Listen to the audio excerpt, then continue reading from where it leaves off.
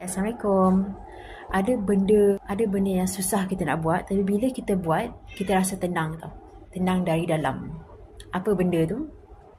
Benda tu, kita maafkan orang yang sakitkan hati kita, ataupun orang yang ada buat silap, ada buat salah dengan kita, tapi kita maafkan dia. Kita maafkan dia. Benda tu berat, tapi bila kita maafkan, kita cuba faham kenapa dia buat macam tu. Kan?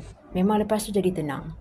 Saya fikir balik, orang yang suka sakitkan hati orang, orang yang suka hina ataupun cuba nak jatuhkan orang, cuba fikir balik. Orang macam ni, yang suka sakitkan hati orang ataupun untuk jatuhkan orang, selalunya sebab dalaman dia rasa macam dia rendah. So, bila dia tengok orang lain yang dekat, at least paling kurang pun dekat mata dia. Dekat mata dia, dia nampak macam orang lain ada sesuatu. Ada sesuatu ataupun orang ni nampak macam wow. Tapi sebenarnya biasa je, sama je macam dia.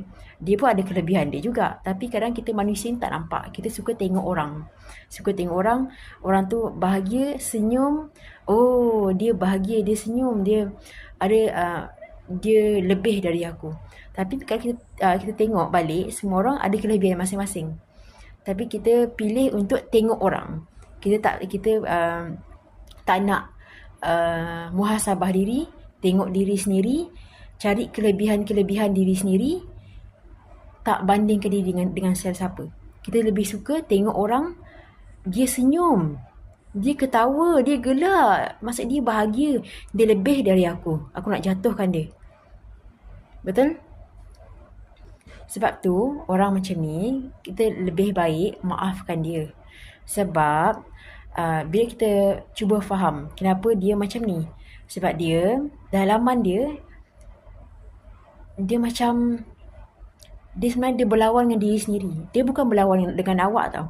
Dia bukan berlawan dengan awak, dia bukan benci awak sebenarnya. Dia berlawan dengan diri sendiri, dia benci diri sendiri, dia nampak diri dia macam lemah.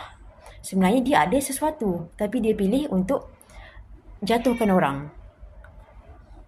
Sebab tu bila kita berdepan dengan orang macam ni, seeloknya jangan layan. Kan ayat tu jangan layan, senangnya.